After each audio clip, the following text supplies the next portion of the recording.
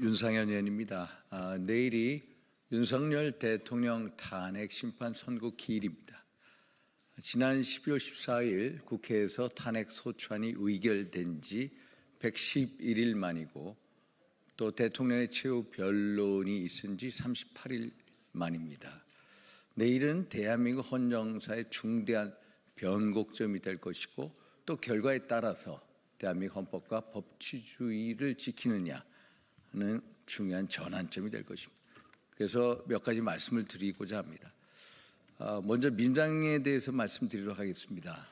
아시다시피 민주당은 이재명 대표를 위한 일극체제 정당입니다. 이재명 대표의 사법 방탄, 또 이재명 대표 대통령 만들기에 올인하는, 그걸 위해서 정치계를 파괴하고 또 주변을 초토화시키는 생태 교란당이 되어버렸습니다. 어제 국회 본회의에서도 최상목 경제부총리에 대한 탄핵 소추안이 보고가 됐고 또 40여 후보자 임명을 촉구하는 결의안을 일방적으로 통과시켰습니다. 또 며칠 전에는 국회 법제사법위원회 법안심사소위에서 문영배 이미선 재판관의 임기를 자동으로 연장하고 대통령 권한대행이 대통령 지명 목세 헌법재판관의 임명을 하지 못하게 하는 헌법재판소 법률안을 또 통과시켰습니다. 한마디로 초헌법적 위헌적 법률안. 게다가 뉴스 공장을 하고 있는 김어준 씨는 민당 의원들을 불러서 한덕수 대통령 권한대행뿐만 아니라 40여 후보자를 임명하지 않으면은 줄줄이 후순위 국무위원을 탄핵하라. 헌법재판소를 또 재판소의 헌법재판관을 탄핵하라. 이런 식으로 지시를 내리고 있습니다. 완전히 민주당의 상황 그 자체입니다. 어떻게 보면은 이런 식으로 무정부 상태로 만들겠다는 그리고 민주당의 입법 독재를 획책하는 이것이 내란 행위가 아닌가. 결국 김어준 씨가 뉴스 공장장이 아니라 내란 공장 공장장으로서 내란 예비 음모 사주를 하고 있다. 또 이거에 따라서 민당 의원들이 부하처럼 따르고 있다. 정말 개탄스러운 지경입니다. 내일 선고에서 민당의 자성을 촉구하면서 내일 선고는 저는 기각되리라고 확신을 합니다. 우선적으로 탄핵 심판 과정에 있어서 적법 절차의 원칙, due process of law를 거치지 못했습니다. 우선적으로 공판 기일 지정하는 데 있어서도 어떤 7일간의 기일을 주지 않았고 총 변론 차례 11차례 중에 1, 2차 빼놓고는 나머지 9차례를 일방적으로 지정했습니다. 헌재법 32조에 의하면은 재판 중 수사 중인 사안에 대해서 자료 송부 요구를 할 수 없다라고 함에도 불구하고 국회 탄핵 소추단이 요구하는 자료 송부 촉탁 요구를 들어줬습니다.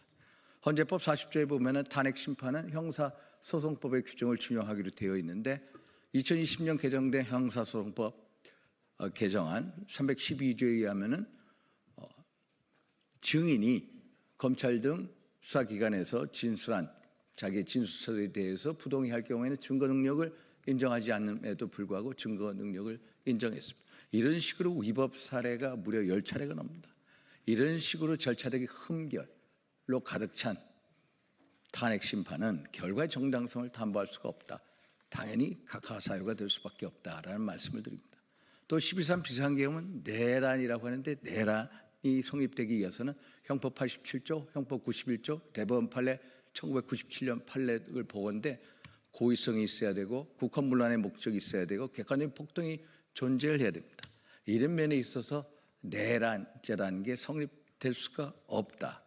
그리고 내란이라는 것에 대해서 국헌문란 조항에 대해서는 어떤 기관을 영구적으로 제도적으로 폐지하는 것을 국헌문란이라고 하고 또 하나 있다면은 사실상 상당 기간 헌법기관의 기능을 못하게 하는 건데 이런 두 가지 엄밀한 조건에 따라서도 국헌문란이라고 보기가 힘들다.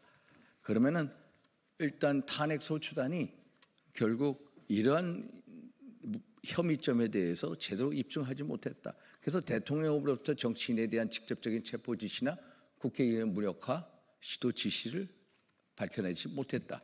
그리고 홍 장원의 메모는 4-5차례 어떤 변화가 있었고 버전이 있고 또 곽정원 사령관의 진술도 상당히 오염됐다. 그래서 결국은 이런 식으로 신빙성 논란이 있을 때는 형사소송법에 나오는 신빙성 다툼이 있을 때는 결국 의심이 있을 때는 피고인의 이익으로 해석할 수밖에 없다는 그 대원칙에 따라서도 결국 증거 능력을 인정해 줄 수가 없다.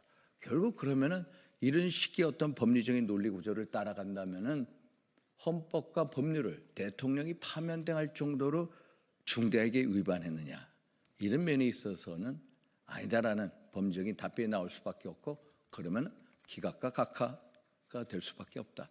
그래서 헌법재판관 8분께서 헌법과 법률과 양심에 따라서 꼭 결정해달라는 말씀을 드려 나왔습니다. 감사합니다.